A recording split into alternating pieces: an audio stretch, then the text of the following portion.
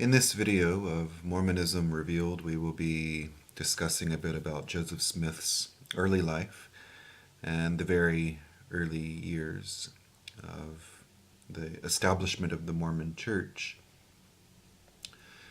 I want to begin with the words of the 10th president of the LDS Church, Joseph Fielding Smith, who said that Mormonism must stand or fall on the story of Joseph Smith.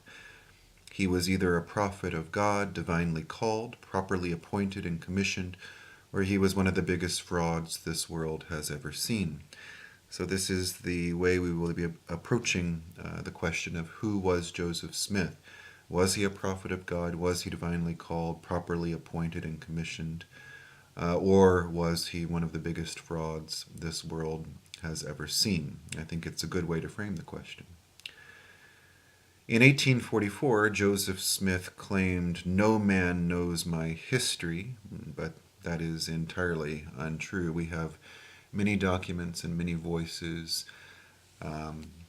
who wrote or said something about Joseph Smith, and which was recorded in various sources. Many historians, many religion scholars, and other interested people have known a lot about Joseph Smith for many years. Joseph was born in Sharon, Vermont in 1805. Thomas Jefferson was the U.S. president at that time. And Mormonism was born during what is commonly known as the Second Great Awakening. It was a time of intense religious exploration and fervor. And pretty much the entire known country at that time, from New England all the way to Kentucky. This Second Great Awakening spread across America during the early 1800s to the mid-1800s. There were many camp meetings, preaching, fervent, excited preaching was common during this time.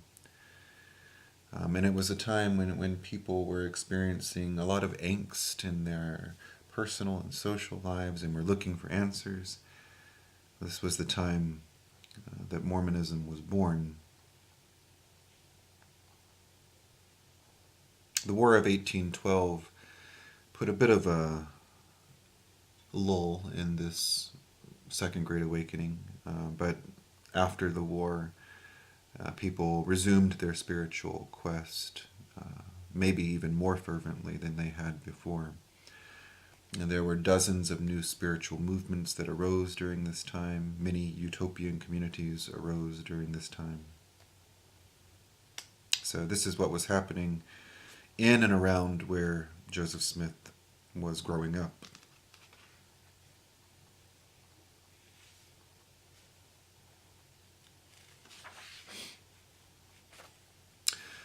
Joseph Smith's parents were Joseph Smith Sr., who was born in 1771 and died in 1840, and Lucy Mack, born in 1775 and died in 1856. They came from well-established,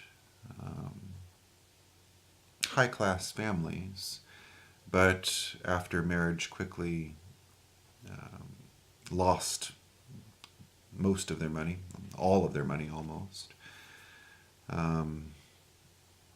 And they were known, after they had lost their money,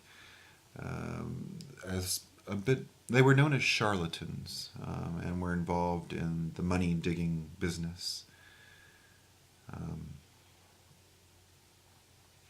Because of Joseph Smith's poor upbringing, he received basically no formal education, and was asked to join in the daily manual labor around the farm.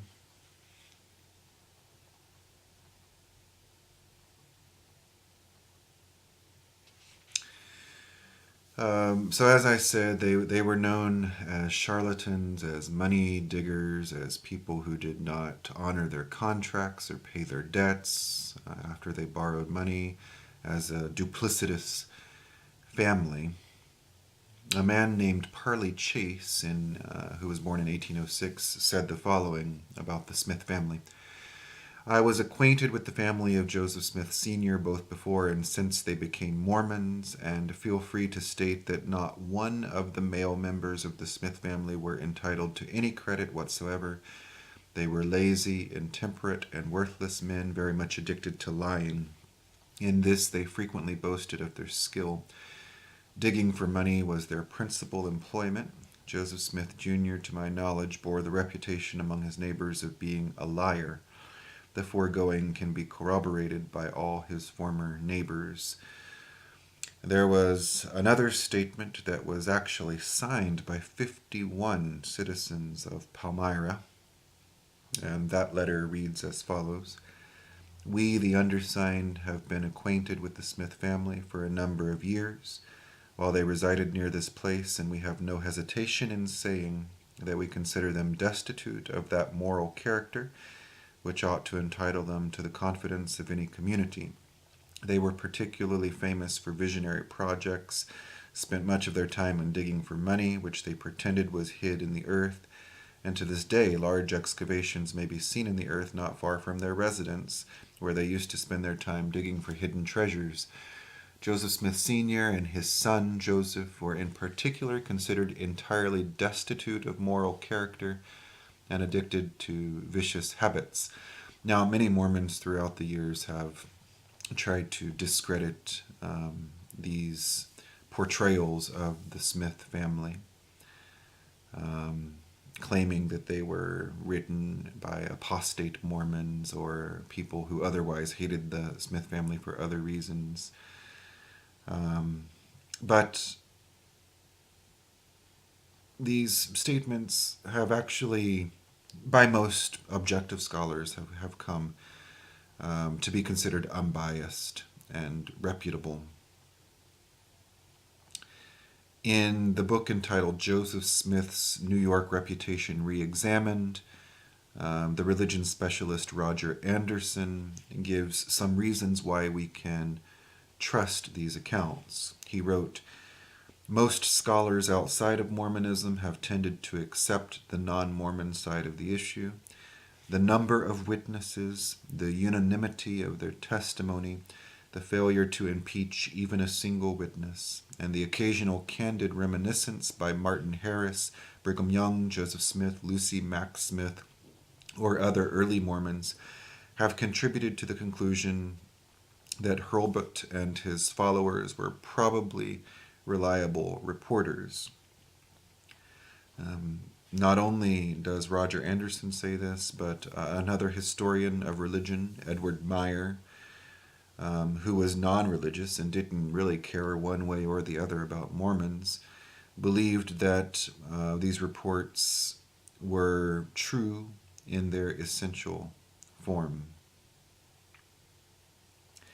So we see that the Smith family were known as charlatans, as money diggers, as people who did not pay back their debts. And they were also involved in some forms of witchcraft and divination, which we will come to see in the next video. So in video 3, in the upcoming video, we'll talk a bit about Joseph's supposed first vision and various versions of that vision.